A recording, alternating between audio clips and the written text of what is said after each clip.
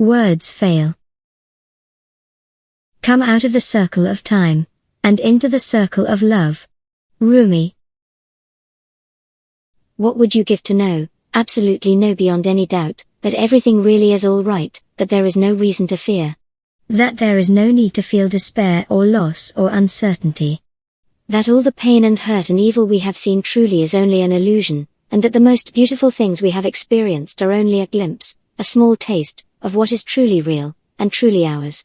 That everything is all right, that everything is perfect as it is, that all is well. This is what I see, and what I know. No, none of that says it well at all, none of that is right. The words are slaves to the illusion. It is not truly ours, not something we possess, but rather what we are, yet not even that, because there is no we. Of course, I know nothing whatever, and there is no me to see anything, nor is there anything to see. What is known, it is all but impossible to express or communicate. And ultimately it is not known or seen by I, it is what I is. Language, and the concepts on which language is based, fail. By definition, this truth, this beauty is beyond. Beyond in the sense of being inaccessible by human thought and experience, although of course it is obvious that there is no literal beyond, no other, in itself it cannot be experienced, it can only be known. And even this knowing is not knowledge, not intellectual, this has nothing to do with mental comprehension. The mystics and poets, saints and awakened masters who have glimpsed or seen or known all agree that what is seen and known is ineffable, inexpressible. Putting it into words and concepts misses it completely. It is described as that which eye has not seen, nor has ear heard, nor has the human heart conceived. And yet, the human heart cannot contain it, and so it spills over in fumbling attempts at expression of what is beyond expression, always qualified by the caveat that any such expression, any description however awesome, cannot encompass it. At the end of human vision lies the final, ultimate truth, inasmuch as such can be at all within our vision even at its extreme limit. It cannot be experienced or thought of or spoken of because it cannot be conceptualized. Our language, and the thoughts and concepts which structure our language, are essentially dualistic, based on the relationship of subject and object. There is no way to think or speak of anything without thereby making it the object of the supposed individual self which thinks or speaks as subject. Thus, as soon as there is linguistically structured thought, there is a deviation from truth, a basic inversion of true subject-object relationship. No individual self exists as subject, apparent individuals exist only as objects. And ultimate truth exists not as object at all, it is original, pure subjectivity, and to refer to it as an object, as one must necessarily do to think of it, to refer to it as it as this sentence does, is extreme absurdity. Nevertheless, the knowing cannot be contained, and overflows. That which lies at the end of human vision is spontaneously described by many who have seen, by using three concepts, three words. They are only concepts, only words, and as such miss it completely. Nevertheless, being, consciousness, bliss, known in Sanskrit as Satchit Ananda. As Wei Wu Wei observed, we can see no further and no path leads beyond, and Nisargadatta Maharaj, you can take it that Satchit Ananda is the limit which your mind can describe of that state which cannot be described. This is the closest that mind and concepts can come to self, whole mind, pure subjectivity, consciousness, all that is, presence, ultimate truth, I am. It is not an entity, a person, a thing, an it. It is pure being, absolute, fully aware consciousness, overwhelming outpouring love, compassion, bliss. As it is beyond thought and concepts and language, it is also beyond experience. Experience is determined by the illusory concepts, the constructs of space and time. Every experience is determined by our sensory perceptions and has a beginning, a middle, and an end. This is true of physical, mental, and even of spiritual experiences. All experiences are structured by, and contained within, our conceptual framework of space and time. Self, presence, ultimate truth, is beyond, outside of the structure of space and time, and therefore cannot be experienced. However, it can be known, understood, in a way that transcends both time and space, transcends experience. This is why awakening or enlightenment, the occurrence of this knowing or understanding, is said by masters and teachers to be always instantaneous, not gradual or by degrees. Gradual or by degrees infers duration in time, To think of awakening as happening gradually is to still be thinking of this as happening to an individual who is experiencing in time.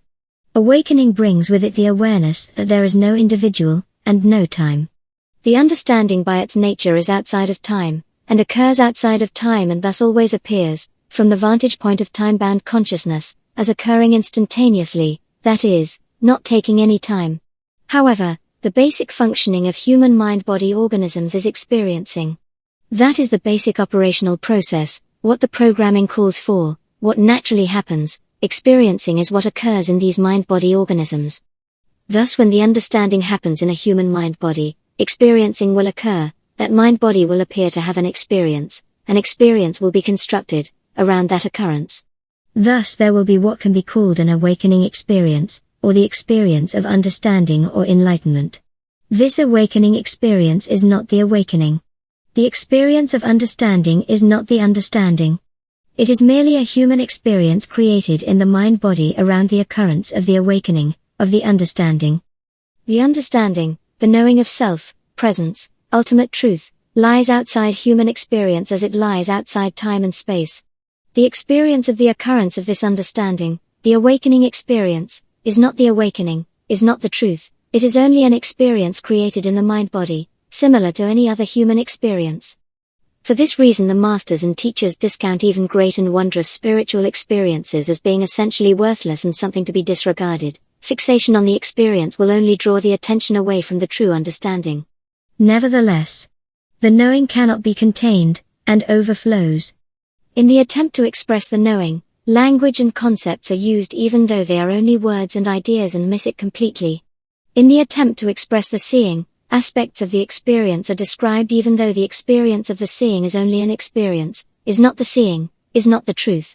As self, presence, what is described in concepts by using the ideas of Sat Chit Ananda, being consciousness bliss, so also it is often described in experiential terms by using the image of light. The experience of light, or something like light, often appears as part of the experience occurring around awakening or understanding, hence it is called enlightenment. Self, presence, what is said to be like the sun shining in the blue sky, clear and bright, unmovable and immutable, illuminating all. Sun Cow, the blinding radiance of the great white light which has been called Sat Chit Ananda, and which is also not at all. Wei Wu Wei. Pure it is, the light of lights. This is what the knowers of the self know. The sun shines not there, nor the moon and stars, their lightning shines not. Where then could this fire be? This shining illumines all this world. Mundaka Upanishad. One day the sun admitted, I am just a shadow, I wish to show you the infinite incandescence. Hafiz. There was this light that became brighter and brighter and brighter, the light of 1,000 suns. This brilliant light, of which I was the center and also the circumference, expanded through the universe, and this light shone so bright, yet it was beautiful, it was bliss, it was ineffable, indescribable. Robert Adams. In this case it is understood, seen, known, as all-encompassing presence, experienced as light beyond light, clear brilliance beyond any conceivable light or brilliance, which is everywhere and fills and suffuses all because simply it is all that is, there is nothing that it is not. It is understood and experienced as presence because it is the ultimate aliveness of pure being, and the ultimate awareness of pure consciousness, and it is here, it is what here is, it is what is here, what is present. And of its nature it is limitless and uncontained. This ultimate being and ultimate consciousness overflows constantly in the outpouring of its essence, its nature, which is pure absolute love beyond our conceptions of love, complete compassion, total truth, ultimate beauty, outpouring. This is what is described as bliss, not some great orgasmic physiological or psychological pleasure but all-encompassing unconditional unrestricted love, compassion, gratitude, outpouring. This overwhelming beauty, love, compassion, bliss is the very nature, the essence, of the brilliance that is Sat Chit Ananda, and its constant outpouring is this, all of this, what is known as the manifestation, the created universe, phenomena. This ultimate truth at the end of human vision is not something far away, not something beyond in the sense of being something other. On no account make a distinction between the absolute and the sentient world. Whatever consciousness is, so also are phenomena. Huang Po. Consciousness, presence, all that is not static, it is the infinite field of pure potentiality, the possibility of everything, spilling over, pouring itself out in pure being, the beingness of everything, in pure love, the love which everything is. Words fail, one must use words and then extrapolate from them, attempt to use them to transcend themselves. Love is a word that stands for an idea, a concept, which in this context is inadequate to the extreme. In the culture by which these minds/bodies are conditioned, love is held up as the highest value, but we seldom examine what we mean by it. Like most of our thoughts and values, it is surrounded, protected by fuzzy thinking to avoid the clarity which leads to self-examination, which can lead to awakening, to seeing through the mist of this world which has been pulled over our eyes to blind us to the truth. In fact, our ideas of love are much more tainted than we care to admit with concepts and feelings of involvement, specialness, ownership, exclusion, need, caring, guilt. We think of caring as something important, something of the heart. But caring is only involvement, anxiety, attachment to outcome. It is a misperception that we need to care about this illusory existence, this dream, or that things need to matter. This only generates worry, anxiety, confusion and feelings of separation and guilt. It does no good to the person we care for, only perpetuates their own involvement in the dream. This is not love. Our claim to love only limits ourselves and those we try to love. Love is not a basis for involvement. Love is neutrality, it is the true absence of judgments, censorship, desires, worry. It is our true nature, all that is, presence. It is a reminder that nothing matters. When there is awareness of being always the presence of this perfect, uninvolved, neutral love, there is the peace that passes all understanding. Meister Eckhart, the Christian mystic, said that you may call God love, you may call God goodness, but the best name for God is compassion. Even the concept compassion can carry meanings of pity, caring. But the Buddhist tradition has used the word to mean uninvolved, unattached openness to the best for all sentient forms, without any thought of anything in return. When there is no experience of separation, love for another disappears along with hate for another. There can be only being in love, being inside love, the beloved.